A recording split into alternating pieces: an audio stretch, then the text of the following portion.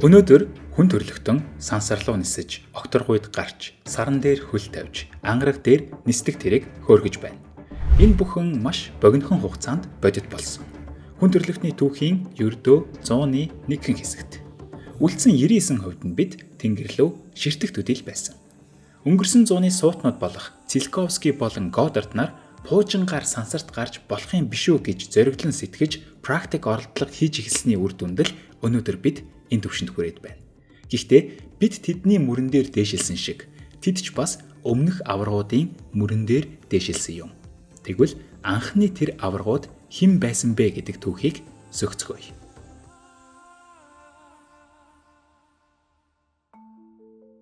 Шинжлэх ухаан хаанаас эхэлсэн бэ гэдэг асуултад өнөөгийн эрдэмтэд дуу нэгтэйгээр эртний грек гэж хариулна. Шалтгаан нь ч үндэслэлтэй. Хэдийгээр энэ агуу соёл иргэншил өнөөдөр байхгүй ч гэсэн тэднийг хүндэтгээд шинжлэх ухааны маш олон нэршлиг эртний грек үгээр цололсон байдаг. Учир нь өнөөгийн шинжлэх ухааны үндэс суурь болсон хандлага анх энэ газарт нүдэнээс юм. Түүхэндх анхны шинжлэх ухаанчид нийтийн тооллын өмнөх 6 дугаар зуунд Иония хэмээх газарт мэндэлжээ.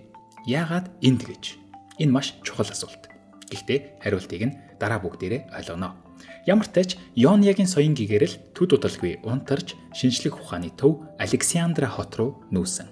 Тэнд бүр илүү хөгжин цэцэглэж шал өөр төвшөнд, бүр институцийн төвшөнд хүрсэн байна. Александрагийн номын санд анх удаа бид мэдлэгийг эмх цэгцтэйгээр хоримтлуулж эхэлсэн. Энд ойролцоогоор хагас сая орчим номын цуглуулга байсан гэдэг. Харамсалтай нь бас л төд удалгүй энэ тод гэрлийг мунхаглалын харанхуй нөмөрч унтраасан юм. Өнөөдөр Александрагийн номын сангаас бараг юу ч үлдээгүй. Шашны фанатизм шинжлэх ухааныг хүчээр дарангуйлж нам зогсоожээ. Ойролцоогоор 1000 гаруй жилийн турш хүн төрлөختний мэдлэг бараг л тэг зогсолт хийсэн. Орчин цагийн шинжлэх ухааны үүсэл нь нэг асуудлыг хаанаас харах вэ гэдгээс маш их хамаарсан. Тэр асуудал нь ертөнцийн төвд дэлхий байна уу? Эсвэл дэлхий гэдэг чинь нарыг тойрон иргэдэг энгийн нэгэн гариг гэж үү гэдэг асуулт мөн түүний хариулт нь юм. Уг нь нар төвд онол буюу хелиоцентрик тайлбарыг хамгийн анх өнөөх Иониогоос гаралтай эрдэмтэн Аристарх дэвшүүлж байсан удаатай. Түүний ном Александрагийн номын санд хадгалагдаж байсан гэдэг. Гэхдээ ертөнцийн төвд дэлхийг тавих санаатай шашныханд энэ тайлбар таалагдсангүй. Тэдний хувьд хелиоцентрик биш, геоцентрик үзэл илүү ашигтай байлаа. Тийм учраас мөн л Александрагийн номын санд харьяалагдж байсан Толомей хэмээх эрдэмтний тайлбарыг хүлээн зөвшөөрч бусдаа ч хүлээн зөвшөөрүүлж чадсан. Нөгөө талаас Толомей хэмээх эрдэмтний зохион бүтээсэн астролог буюу зурхаан ухаанч бас маш өргөн хүрээнд түгэнд дэлгэрчээ. Шашин ноёрхсон энэ 1000 гаруй жилд одоо орныг сонирхон судлах нь ямар ч ашиггүй бүр эсэргээрээ аюултай. Харин хаад ноёдод таалагдах зурхайг боловсруулах нь амь зогоох нэгэн арга болж өөрсөн байна. Ийхүү хелиоцентрик тайлбар дахин амилтал хүн төрлөختөн 1000 гаруй жил хүлээх шаардлагатай болсон. 1543 онд католик санваартан Николай Коперник нас бардаг жилдээ хувьсгалын очийг асаах энэ номыг хэвлүүлэх хүртэл. Энэ номд дэлхий төвд үзлийн оронд нар төвд үзлийг авч үзэх тухай тайлбарлсан байдаг.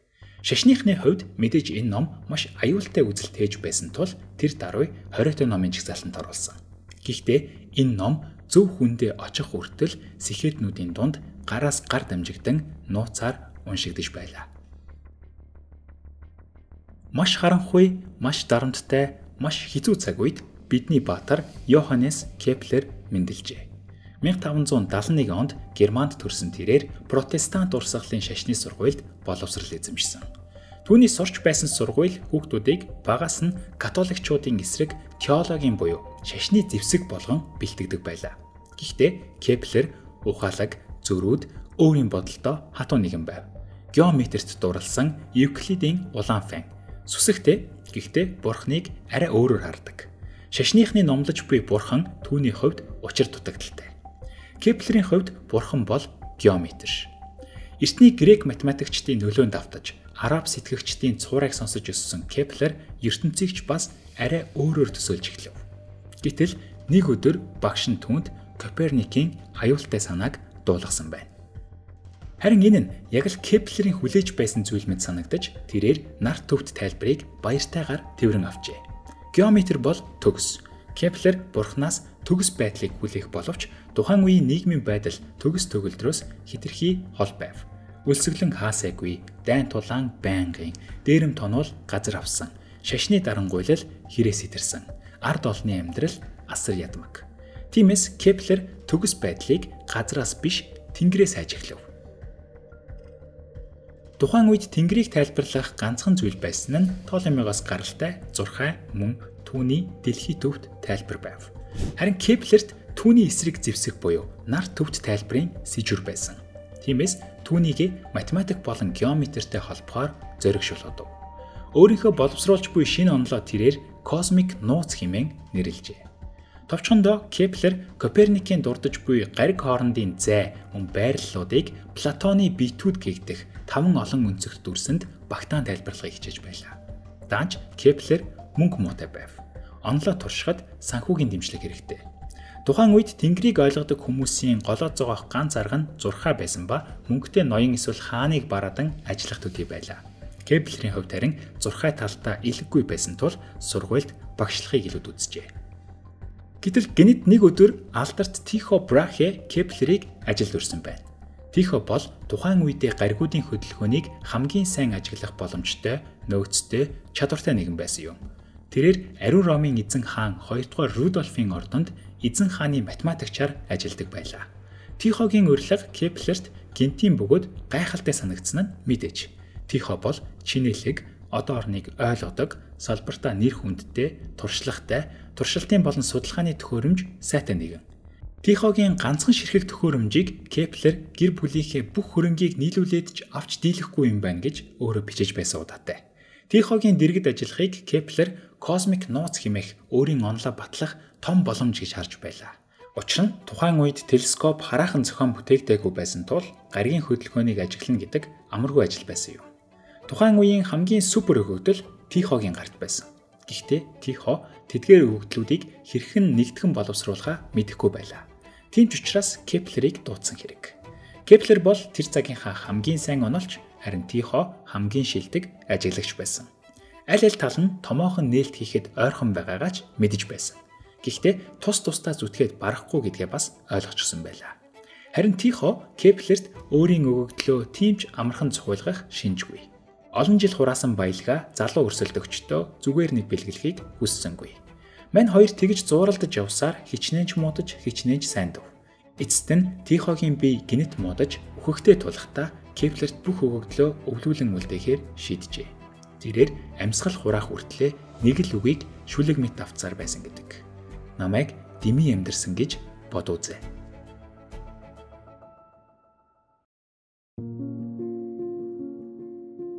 Үнэхээр Тихогийн өгөгдөл алт шиг үнэтэй байв. Өөрийн амьдралын 35 жил өндөр технологи, өв хөрөнгө баггүй зарцуулж босгосон үн цэн.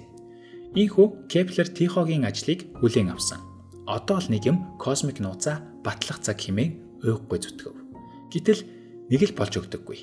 Тихо Кеплерт ангараг гаригийг сайтар судлахыг даалгаж байсан. Учир нь ангараг гаригийн хөдөлгөөн ер бусын. Удаан ажиглавал тэнгэрт эргэж буцах мэт хөдөлгөөн хийдэг. Нэг иймэрхүү. Бусан ч бас. Гэтэл үүнийг нар төвт онолоор тайлбарлах хэцүү. Шалтгааныг нь олох хэрэгтэй. Энэ асуудалд Кеплерч тэр, Тихоч тэр мөн ч олон жил толгоогоо гашлагсан юм. Учир нь Кеплер геометрийн фанат учраас гаригуудын тойрох замыг төгс тойрог хэлбэртэй гэж боддог байв. Эллипс буюу 100 дуу хэлбэртэй байх нь утгагүй хэрэг. Яагаад бурхан гаригуудыг ийм хачин хэлбэрээр тойруулна гэж? Кеплер энэ хандлагаасаа салах гэж баггүй зүтэрсэн. Гэхдээ түүний амжилт нь энэ хандлагаасаа салж чадсан доршин. Тихогийн өгөгдөл дээр олон жил ажилласан Кеплер эцэст нь өөрийгөө буруу бодож байгааг ойлгосон гэдэг. Энэ тухай бодорлоо ийм бичиж үлдээжээ. Бурхан бидэнд Тихо Брахе гэдэг агуу ажиглагч хайрлажээ. Гэтэл түүний ажиглалт ба миний тооцоолол хооронд 8 минутын зөрүү гарч байна. Бурханы бэлгийг талархан хүлээж авах нь зүйтэй. Хэрв нүдээ анаад энэ 8 минутыг зөвшөөрвөл миний таамаг, миний онол зөв болох гэд байх юм.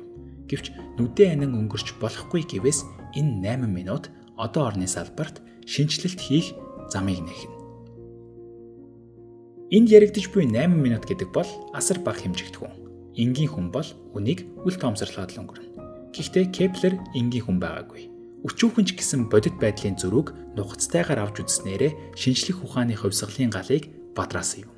Ийхүү Кеплер гаригуудын тойрох замыг эллипс хэлбэртэй гэдгийг ойлгож дараах 3 хуулийг боловсруулжээ. Хууль гэж нэрлэгдэх хэмжээний энэ агуу нээлтийг бид өнөөдөрч сансарт хөлөг илгээхдээ ашигласаар байгаа. Кеплерийн 1-р хууль нь товчхондоо гаригуудын тойрох замыг эллипс хэлбэртэй байдаг тухай. Эллипс гэдэг нь бага зэрэг 100 ундаг гэсэн үг. Эллипсд 2 фокусын цэг байх ба энэ нь манай системд нэг нь гариг, нөгөөх нь нар юм. Харин Кеплерийн 2-р хууль нь яагаад гаригууд нартай ойртохдоо хурдан, холдохдоо удаан хөдөлдөг вэ гэдгийг тайлбарладаг. Үүнийг тэрээр гаригууд ижил хугацаанд ижил талбайг туулдаг гэдэг зүй тогтолоор олжээ. Үүнийг туулах хугацаатай тэнцүү. Харин энэ талбайтай тэнцүү гэсэн үг. Кеплерийн 3-р хууль нь аливаа биет нарнаас хэр хол байна төдий чинээ удаан хөдөлдөг гэдгийг тайлбарладаг. Энэ хууль ёсоор аливаа гаригийн тойрох замаа бүтэн туулах хугацааны квадрат нь нарнаас алслагдах дундаж зайны кубтэй тэнцүү харьцаатай байна. Жишээ нь бархас байд нарнаас 5 астрономийн нэгж зайтай. 5-ын куб хэд билээ? 125. Тэгвэл ямар тооны квадрат 125-тай хамгийн ойрхон билээ? Мэдээж 11. Үнэхээр бархас байд гаригийн 1 жил нь дэлхийн 11.8 жилдээ тэнцдэг. Энэ зүй тогтол бусад бүх гариг, астероид, сүүлт одод өөр юу байна? Бүгдд нь хүчин төгөлдөр. Кеплерийг 3 хуулиа боловсруулахаас өмнө түүнтэй нэгэн цаг үед амьдарч байсан Галилео телескопыг зохион бүтээж гариг гэжийг боддоор харсан анхны хүн болсон. Галилео бархас байдын 4 дагуулыг нээснээрээ Кеплерийн нөгөө космик нууц гэдэг онолд эцсийн цохилтыг өгсөн юм. Хэрв тэгээгүй байсан бол Кеплер магадгүй космик нууцтайгаа зуралцаар гаригийн хөдөлгөөний 3 хуулиа хизээ нээх байсныг таашгүй. Кеплер Галилеод талархаж бүр илүү олон дагуул илрүүлэхийг ерөөж өөр бусад гаригуудад хэдэн дагуул байж болох вэ гэдгийг өөрөө сонирхож эхлэв. Тухайн үед Кеплер Галилео руу ийм захидал илгээж байсан байна.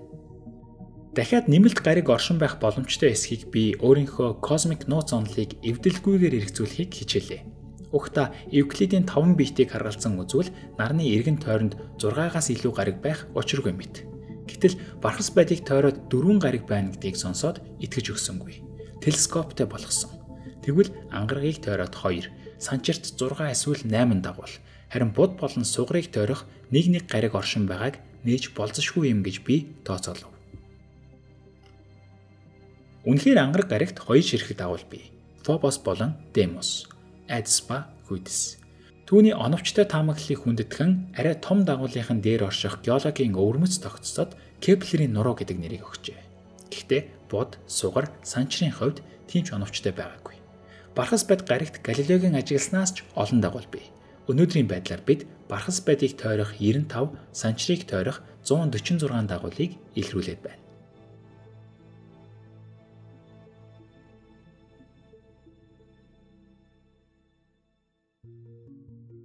Кеплер зөвхөн гаригуудын хөдөлгөөнийг тайлбарлаад зогссонгүй. Түүний цаадах учир шалтгааныг эрен ажиглав. Тэр нь мэдээж таталцал байсан шүү дээ. Гэхдээ Кеплер таталцлыг соронзонтой холбон төсөөлж байсан нь түүнийг эндүрхэд хүргэжээ. Таталцлыг хэн нээснийг бид мэднэ. Агуу Исаак Ньютон.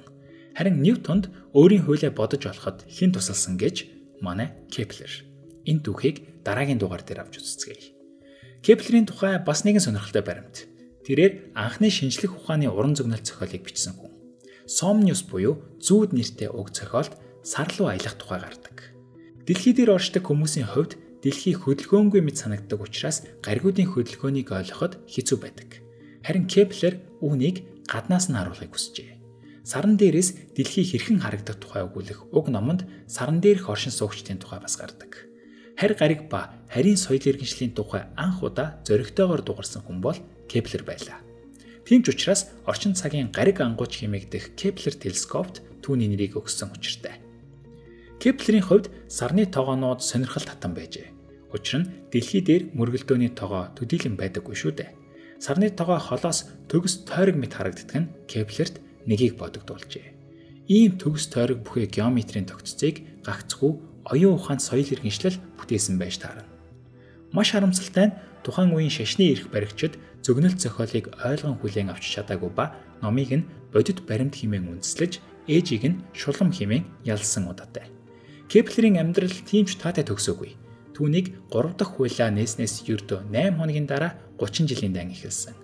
Католик ба протестант урсгал хооронд өрнөсөн энэ шашны мөргөлдөөн дан ганц Кеплерийг гэлтгүй Европ твийг бүхэлд нь сөхрүүлсэн. Кеплерийг дэмждэг байсан ноён халагдаж үлдсэн амьдралаа тэрээр Валенштайны гүнд одны ордны тайлал хийж насыг барсан. Зурхааг үзэн яддаг байсан Кеплер ийм бичиж байсан удаатай. Бурхан амьтан бүрд голоо зогоох арга харилжээ. Одоо орончийн хувьд тэр нь зурхаа юм. Тэнгэрийн биетүүдийн хөдөлгөөнийг далдын хүчтэй холболгүй шинжлэх ухаанаар тайлбарлаж, байгалийн хууль гэчийг оновчтой гаргаж ирсэн анхны хүн бол Кеплер байсан. Ингэснээр дэлхий гэч гариг ертөнцийн байдгал нэг хэсэг нь болж таарав. Одоо орон бол физикийн нэг салбар гэж хэлсэн Кеплер түүхийн чухал эргэлтийн цэг нь болсон. Тэр бол сүүлчийн зурхаач, анхны астрофизикч юм. Тэрээр өөрийн булшин дээр ингэж бичүүлсэн байдаг. Тэнгэрийг хэмждэг байсан би өдгөө сүүдэр хэмжиж суун. Оюун санаа минь огторгуйтай холбоотой, бие мах бод минь газарт хүлээстэй нойрсон. Йоханнес Кеплер нэг л өдөр огторгуйн уудмаас үл бэрхшээх сониуч хүмүүс Деважингийн салхинд тугдах тэнгэрийн хөлөгт суугаад сансарт цойлно гэдгийг төсөөлсөн. Харин өнөөдөр тэрхүү төсөөллийг бодит болгож буй хүн ба роботууд сансар огторгуйг танин мэдэх их аялалдаа Кеплерийн 3 хуулийг хөтөж болгон ашиглаж байна.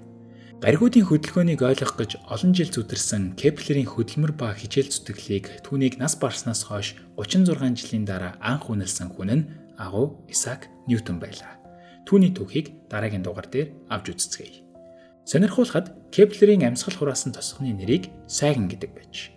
Энэхүү контентыг гарч буй баримтуудыг бид та бүхэнд Карл Сагны Космос хэмээх бүтээлээс хөрвүүлсэн болно. Баяртай мэдээг дуулгахад шинжлэх ухаан сонирхогчдын Библи гэж болох үз уг ном монгол хэлээр орчуулагдан уншигч таны гарт очиход бэлэн болоод байна. Номын нээлт Space.com арга хэмжээндээр болно. Монголын сансар сонирхогч хүн бүрийг урьж байна. Очно гэж дараарай.